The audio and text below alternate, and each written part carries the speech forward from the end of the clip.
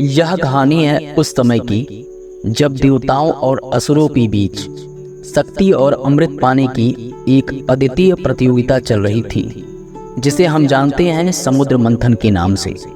एक दिन देवताओं और असुरों ने अमृत प्राप्त करने के लिए समुद्र का मंथन करने का विचार किया, लेकिन यह कोई साधारण मंथन नहीं था।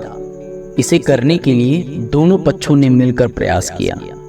देवता और असुर मंथन के लिए पर्वत मंदार को मथानी के रूप में और वासुकी नाग को रस्सी के रूप में इस्तेमाल करते हैं। समुद्र मंथन का कार्य आरंभ हुआ। दोनों ओर से प्रयास किए गए, एक ओर असुर और दूसरी ओर देवता। समुद्र की गहराइयों से एक एक करके बहुमूल्य रत्न, औषधियां और अनेक अद्भुत वस्तुएं प्रकट होने लगी। सबकी आंखें उस अमृत पर टिकी थी जिसके लिए ये सब किया जा रहा था।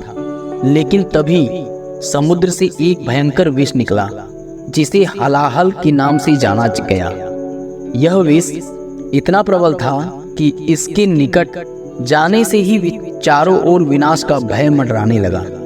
हलाहल के निकलते ही चारों ओर चीख पुकार मच गई। यह विष संपूर्ण सृष्टि को समाप्त करने की शक्ति रखता था।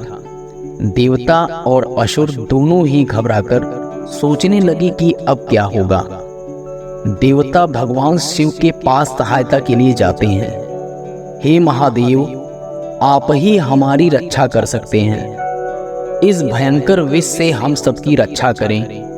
भगवान शिव अपने भक्तों और सृष्टि की रक्षा के लिए सदैव तत्पर रहते हैं। उन्होंने इस विनाशकारी विष को अपने कंठ में धारण करने का निर्णय लिया। भगवान शिव विष को अपने हाथों में लेते हैं और उसे पी जाते हैं। उनके कंठ में विष ठहर जाता है, जिससे उनका कंठ नीला हो जाता है।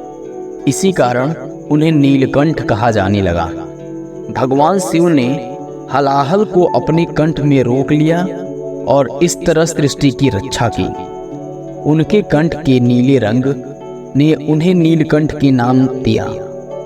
और यह अवतार न केवल उनकी करुणा को दर्शाता है, बल्कि उनकी महानता को भी।